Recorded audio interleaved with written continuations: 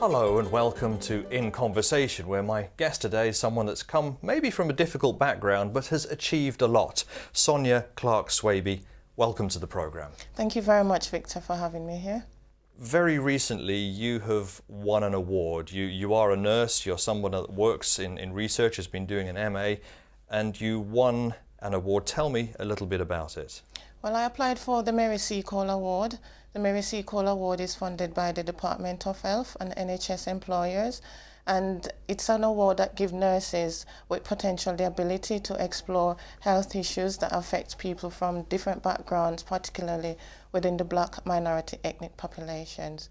And we do researches that explore different issues affecting people from those communities to improve health and to also help the NHS employers to address these issues and to improve services. There's only 5 people get this award at a time, so what made you worthy? Why did they select you? Well, I guess they selected me because my presentation or my proposal was one that reached the heart of those who read it, basically. And the proposal I sent in was to apply for some fund to explore the lack of organ donation in Black minority population, or BME population as you would put it. Which is a major problem, because there are a lot more within the Black community at the moment that proportionately to the majority of the population that actually need organ transplants, and yet the donors are maybe not necessarily coming forward so much. Yes, and that is quite evident within the department that I work. I work as a transplant coordinator, which involves getting people fit for transplantation, basically. And within the department, there's several units, and when you go to the different units, majority of the patients who are on dialysis are from the Black minority population. And what I also find out is that they are less likely to be transplanted and more likely to die waiting for a transplant because of the lack of donors within this group. We want to explore that a little bit more, but perhaps the reason that you are involved in the area of donors and transplants and the caring profession is because of your very background itself. Your dad, as a child, when you were there in Jamaica, he was a diabetic, and actually he died quite young himself, and you were just quite a young child. Yes, my dad died at the age of 44, and I was quite young at that age. And yes, my dad, he was diabetic, but I had no knowledge about diabetes and kidney failure. You know, I remember some mornings he would get up and go to work. He used to ride his bike to work, and he would sit on that bike with his head over, and you know, because he's not feeling well, and then he would come back in and lay down. I remembered also he was on tablets at that time for his diabetes. And at one stage it got so ill where his legs and his arms became swollen and odematous, really, and I had no knowledge as to why that was. And then eventually he went to the hospital and did not come back home, and I was told that he had passed away. So, you know, having the knowledge that I have now and the impact of diabetes on kidney failure, I can only come to the conclusion that that might have been one of the reasons why he died at an early age, and that he did not receive the appropriate information and treatment. Because you think if only we'd had the knowledge back then, yes, you know, something could have happened. Dad could still be with you now. Yes, definitely. How did that affect you? I mean, you come from quite a large family. Well, 4 brothers. Yeah, that's a lot to me. Okay. and you're there as a family there in Jamaica. Your mother is actually over in the United States, but you're there as a family, and at age 12 you lose your father. Yeah. How did that affect you as a family? But even though I have 4 brothers, it was just me at that time, because, you know, unfortunately, situation happened where I had no relationship with my mom, no contact basically with my mom and my brothers. Therefore, I didn't have that kind of support to fall back on because of reasons beyond my control, where my mom and dad were separated at an early stage when I was quite young, and my dad got married to somebody else.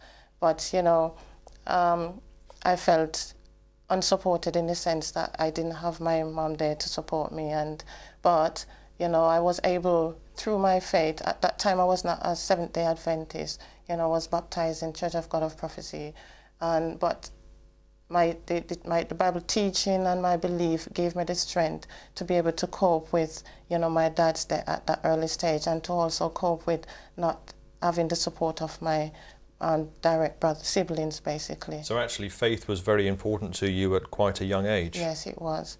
I was always brought up in the church, basically, even though it wasn't a Seventh-day Adventist church. I was always brought up in the church, and there was, always boundaries that were set, and there were certain things that you weren't allowed to do, and there were standards that you had to live up to. The other thing that is obviously important in a child's life is school. But after your father died, that's something that came to an end. Unfortunately, yes, it was something that came to an end. I guess my stepmother could not afford to send me to school somehow. Life was very hard at that point in time. She used to sell food in the marketplace and stuff like that, and I had to help to get these stuff to the appropriate place so she could get them to sell.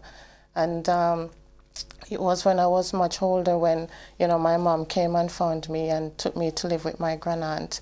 And I had, just a couple of basic schooling then, and, I used to go out and work, and then I had the opportunity to leave Jamaica, and I came to England in 1994, and, with the opportunity to go to college. So you actually had to start school again as an adult? Yes. Because that's difficult. It's often the case, isn't it, in a family that is struggling financially, that it's the girl that kind of gets pulled out of school and you have to go and help in the market or on the farm or wherever. And how did you feel about that when you saw your friends going to school and you've got to help your stepmom? It wasn't a very happy feeling. But, I remember the days when I used to cry and say, the Lord will provide. And, I just wish one day that my mom would come and get me and that I would have the opportunity to go to school. And, I had to hold on to the assurance that one day, life would be better and I would be delivered. And yes, as hard as life was at that time, I believe God has used it to prepare me, to make me into who I am today, and to give me the determination to look beyond what I had at then, with a focus to what I could achieve later on in life. You didn't feel in that time, because you can go two ways with religion, can't you? When things get tough, you can do as you did, yes, and depend on your faith, and the church is maybe your security in that situation. You can say, otherwise, why has God let this happen to me? And almost like Job's wife, curse God and die. You never thought of going in that other direction? No. And I never really thought of going in that direction, really. And, I always look back and you're told stories like when people leave from different countries and come to England, then they forgot about their faith and churches. And coming here and living here, I often wonder what influenced people to, stray away from their faith, because I've never been motivated to stray away from my faith.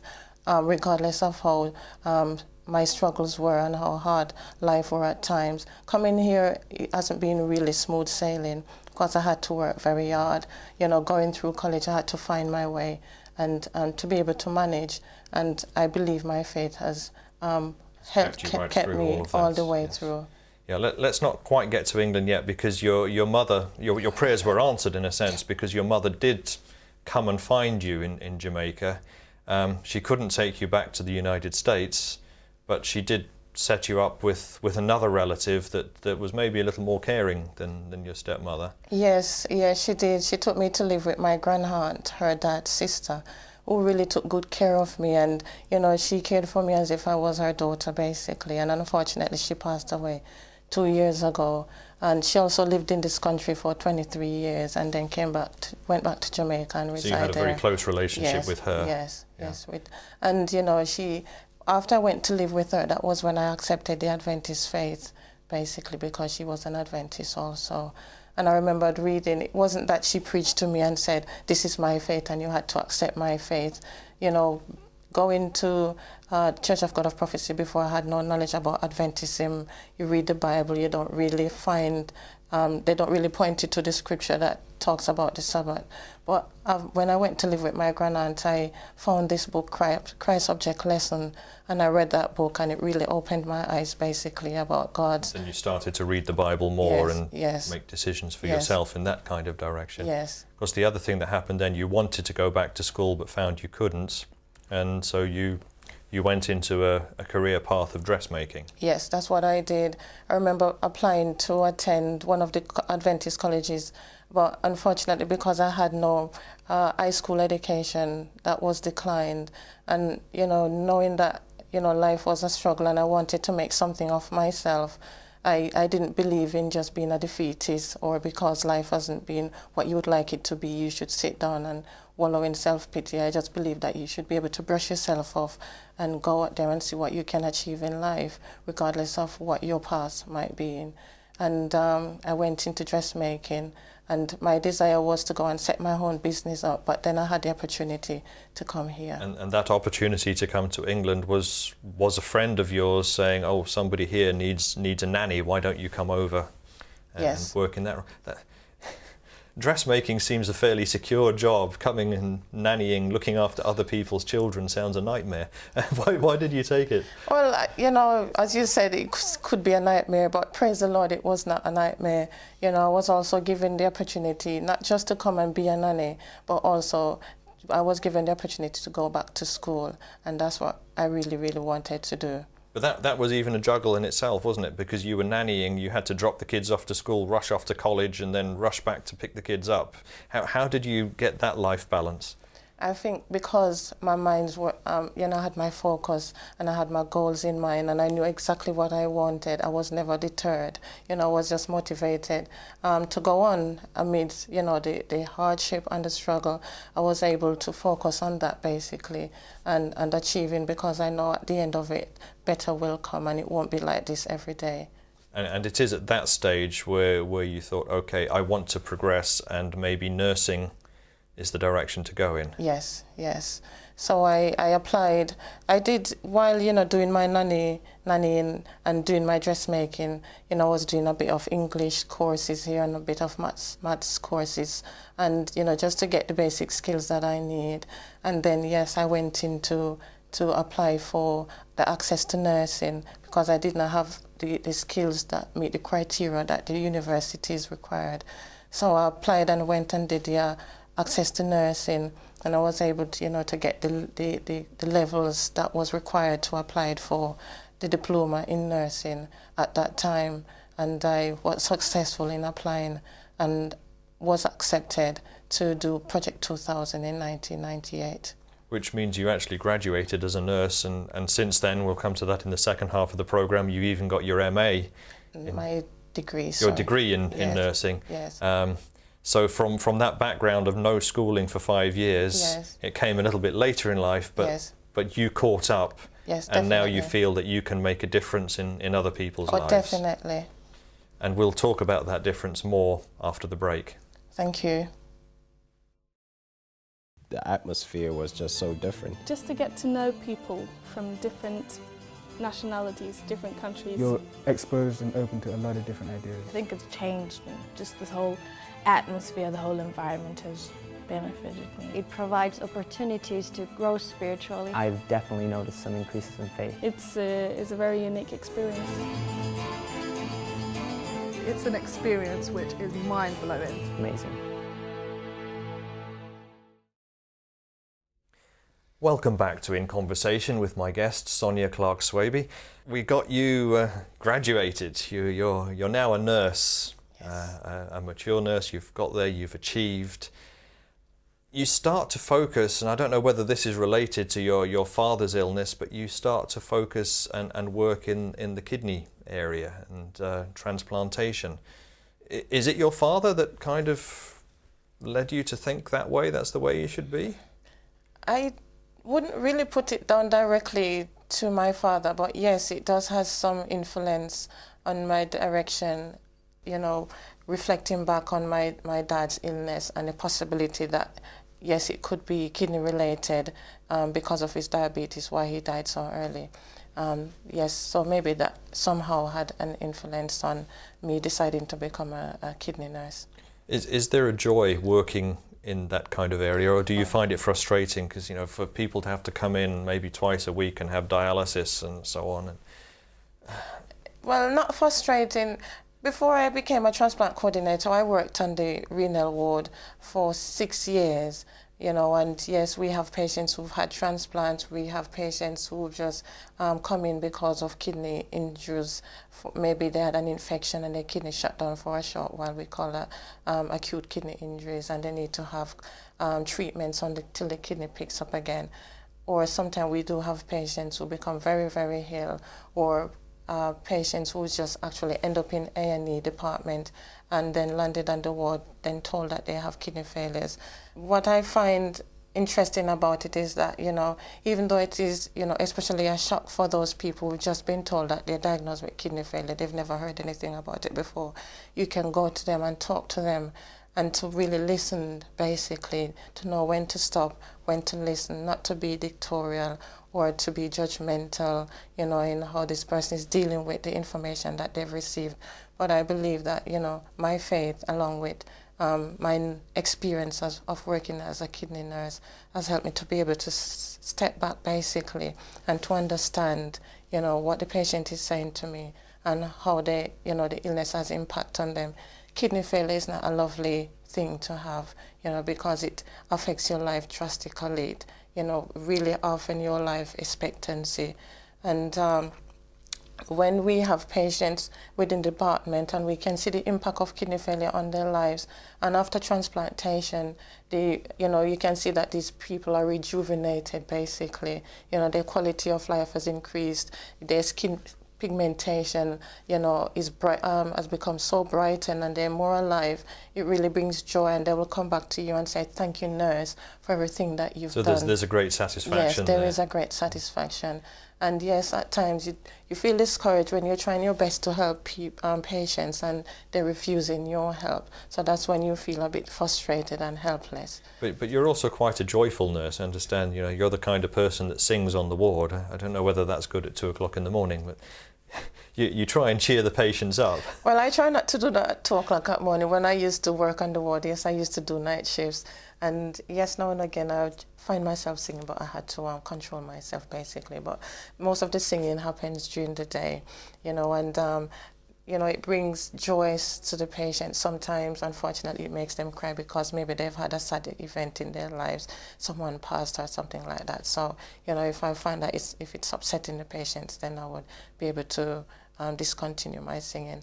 And, you know, at times, if, you know, a patient requests prayer, and on the ward, I'm the nurse that they would call for, because they know my beliefs, you know, that I'm a Christian and what I stand for. And, you know, at times they used to say to me, "Nurse, you're always smiling. Why are you so happy?" But, you know, it's the joy within me. And even sometimes I'll go to work and I'm not having a great day, and it's the song within my heart that keeps me going. Keeps you going, yes. So your faith kind of naturally springs through into the work environment. Oh, definitely. And since working as a transplant coordinator and having consultation with recipients are patients who are affected with kidney failure waiting for transplantation, and they would like to have transplant. So before they can get to the process where they're being transplanted, we need to have a consultation before to talk about the process before they get transplanted, basically. And at times, some of these people, especially from the Black minority group, might have their faith that they hold on to, and they would, you know, raise that within the conversation. And I think that it's, you know, it's good that I am somebody who believes in God also, and I can understand where they're coming from, where their faith, and how important their faith is to them. And that will also help them to be able to cope with the sickness that they're going through, and to trust and believe that God will be able to take them through it. It's also one of the political hot potatoes these days, isn't it? Because, you know, the political correctness means that you should separate your faith from your work. Yes. And, you know, we read stories in the newspaper, and maybe they're exaggerated to some degree, that people that have prayed in their work environment or shared their faith with someone they're counselling with or a patient or something like that get fired? I try, it's not something that I imposed on my patients. You know, if they feel as if they want to talk about it, and because, yes, I'm a believer also, then I can support what they're saying. We try not to take information in and give it out because we know it's against the trust policy. But, you know, and on the ward, patients request prayer, they do call for the priest to come and pray with them also. And, you know, God is good, and he does look out for his people. And even though they're, you know, it's a potato in the public eye at the moment, you know, I do understand my boundaries, and I do live within and respect, you know. You find yourself making Yes. a difference in people's Yes, lives, yes. and that's very important to you. Yes, definitely. Now, you've moved on to the role as Kidney Recipients Transplants Coordinator. It sounds Yes. a very grand title. Yeah, it's a very highly specialized role, basically, in that, you know, it's involved getting patients fit for transplantation. As I mentioned before, there are different criteria that they have to meet with regards to their medical status, you know, as to whether they're medically fit for transplantation. Also, if they do have someone who would like to donate to them, then we can have the discussion with the donor also to see if they're fit enough to donate to the recipients. It involves liaising, communicating with the nephrologist, the cardiologist, different stakeholders, different primary care trusts in relation to the care that we do give to these people to ensure that they're fit for transplantation. But in doing that job, you then came across the shocking statistic that people from the black minority ethnic groups are 3 or 4 times more likely to be in need of kidney transplants than the general population. Yes. And yet far less donors coming forward that would match their needs. Yes, yes. So, and you looked at that research and you thought, okay, something's got to be done about it. You could Yes. just sit back and say, okay, well, that's the way the world is. That's how it will be. Yes. You weren't satisfied with that. No. Because I became so acutely aware, and I wanted to make a difference, basically. And the research, you've mentioned the research that I did, yeah, it was an eye-opener, basically, and it informed me that, you know, a lot of people from the black minority population are not aware of how kidney failure does impact on their lives and how prone we are to becoming, you know, a kidney patients, basically. One of the reasons is basically because of high blood pressure and the impact on kidney failure, diabetes and the impact on kidney failure, which is quite prevalent within the black minority. Why is that the case? Is it just genetics or what causes it? Well, there's no one real reason that can cause high blood pressure. It could be genetically, it could be because of your lifestyle. You know, in the Caribbean, there's a high salt intake in the diet. So it's a way of monitoring, you know, your diet and changing your lifestyle, basically. And one of the things that I'm trying to do is also to urge people from the black minority population to go to their GPs, to have their blood pressure checked, to go to and have to check themselves to see if they do have diabetes. High blood pressure is a silent killer. It doesn't just cause kidney failure, it causes stroke, it causes heart problems, and you know, brain hemorrhage, and those are some of the impact. So you're really running kind of public awareness programs yes. to try and get more donors, but also to try and get less recipients, in a sense. Yes, definitely, because I feel if people are aware and they, you know, go to their GPs and get themselves checked, they'll be able to identify if they have high blood pressure. It means that if it is identified that this person has high blood pressure or diabetes, they would need to have tight control on their blood pressure and tight control on their diabetes, and this can eventually reduce the implication of kidney failure on that person. It doesn't mean because you have high blood pressure or diabetes that you will have kidney failure, but if it's not identified and treated early, then it can impact in that way. So what are you trying to do now? Because you've got this Mary Segal Award, it's increased the profile of what you're trying to do. It's even ended you up in 10 Downing Street and meeting the Prime Minister, Yes. Which obviously raises the profile again, and Yes. that's positive. What are you trying to do in real practical terms today to help people within that group improve their life so that there's less risk of needing a transplant? Well, you know, I applied for the award because I wanted to make a difference, really. And what I'm doing with the fund that I've received is to explore the different perceptions around the issue of organ donation in Black minority people. I want to know what it is they are afraid of, what their concerns are, what they would like me to do to address these issues that they've brought to my attention.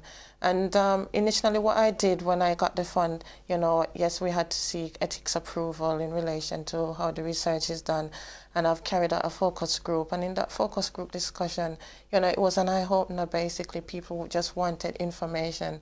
You know, some people were saying, why, you know, I have never heard anything about organ donation, even within the schools, within the churches, you know, lots more information needs to be in the media, you know, and people weren't aware, especially when it comes on to high blood pressure and diabetes, you know, and then people were able to say that my brother-in-law or my sister-in-law died from kidney failure and I had high blood pressure, and the doctor never said anything. The GPs never said, you know, high blood pressure could lead to... kind of an awareness program. Yes. So what I've also done, since I've done the focus group, I've formulated a questionnaire and I'm gathering back the reply from the questionnaire and trying to put together a big awareness day, which we're planning just to address all the issues that we've raised from what people have said that they want to be addressed, so that we can address this and so that people are better aware and better informed to make informed choice. I would love people to be able to have this discussion around the dinner table, you know, to talk about organ failure and wanting to becoming an organ donor, basically. And then finally, you've linked the church and